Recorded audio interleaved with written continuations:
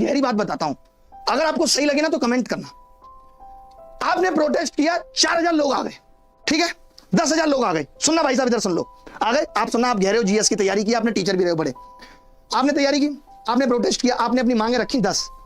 दुर्गा साहब, सरकार ने बुलाया और बोला जी अपनी मांगे बताओ, हमने मांगे बताई और उन्होंने मान लिया कि जी 8 मांगे मान ली और खत्म कर दो इसको, या 10 ही मान ली। तो मैं ये पूछना चाहता हूं कि इससे विपक्ष का फायदा है या नुकसान? इससे विपक्ष का पूरा नुकसान है, क्योंकि विपक्ष में कहने के लिए कुछ रह ही नहीं जाएगा। मैं ये क्यों कहता हूं कि हमें अपने आंदोलन में विपक्ष नहीं चाहिए, क्योंकि दोनों की लड़ाई का मुद्दा अलग है। हमें सरकार को जगाना है क्योंकि हमने चुन के भेजी है, चुन के तो हमने भेजी है, और विपक्ष का काम है सत्ता को हटाना है। तो हम दोनों की विचारधारा कभी सेम हो ही नहीं सकती। विपक्ष ये चाहता है कि आंदोलन हो, खूब बड़ा हो, फिर उसको दमन कर दिया जाए पुलिस के द्वारा, ताकि हम ये भाई लूट सके, ये सरकार गलत है इसको बदलो, ये पुलिस के द्वारा आंदोलनों को खत्म कराती है। आप दिल पे रख के बताइएगा कि विपक्ष वाला कभी ये क्यों चाहेगा कि कोई सफल आंदोलन हो? वो कभी नहीं चाहेगा। डीओपीटी मिनिस्ट्री के सामने मैं हमेशा कहता आया हूं, मैंने उस दिन भी जंतर मंतर पे पहुंचा तो एक विपक्ष के नेता अलग तरीके की चीजें कर रहे हैं। मैंने उनको कहा भाई साहब आपको माइक किसने दिया? आपको अधिकार नहीं है, आपको अगर सपोर्ट भी करना है तो पीछे एज ए स्टूडेंट करिए। वो बोले हम स्टूडेंट हैं, तो मैंने कहा पीछे खड़े हो जाइए, मैं बोलूंगा। आप कौन होते हैं बोलने वाले? यहां हम क्या कर रहे हैं, हमारे कल के आंदोलन में जो शिक्षक लीडर हैं, जो ऑर्गेनाइजर है, वो स्वागत कर रहे हैं कि आइए विपक्ष के अध्यक्ष है, इनका स्वागत करो।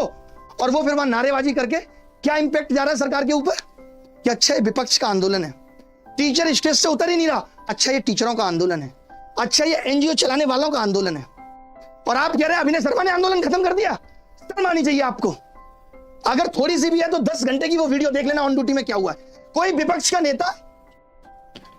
का नेता वहां पे आ कैसे गया, मैं ये पूछना चाहता हूं, बस इतनी बात पूछना चाहता हूं। और आ गया तो उसको स्टेज कैसे मिल गई? 2 बार तो मुझे रोका गया स्टेज पे जाने से, जो लोग मुझे नहीं जानते थे, इतनी सिक्योरिटी टाइट थी वहां, तो वो कैसे आ गया भाई? भाई वो फोटो दिखाना जरा, मैं आपको फोटो दिखाता हूं। ये भाई साहब डिटेन होके जिस बस में बैठे हैं, ये आपके आदित्य रंजन भाई साहब हैं, जिसके साथ डिटेन होके बैठे हैं, इनका नाम है अभी दहिया। अभी दहिया जी बस में बैठे हैं। अभी दहिया जी की डेफिनेशन है, ये वाइस प्रेसिडेंट है दिल्ली यूनिवर्सिटी में एनएसयूआई के, जो कांग्रेस की एक शाखा है। मुझे इस बात से कोई आपत्ति नहीं है कि एनएसयूआई के लोग हैं, भाई उनका अपना काम है, लेकिन मेरे आंदोलन में मैं उनका काम नहीं समझता। डिटेन ये दोनों एक साथ हुए हैं।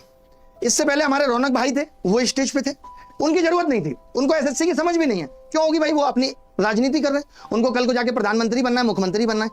तो ये दोनों एक साथ कैसे डिटेन हुए मैं पूछना चाहता हूं। आपके सामने है ये प्रूफ, आप चेक कर सकते हैं। ये दोनों लास्ट तक साथ थे।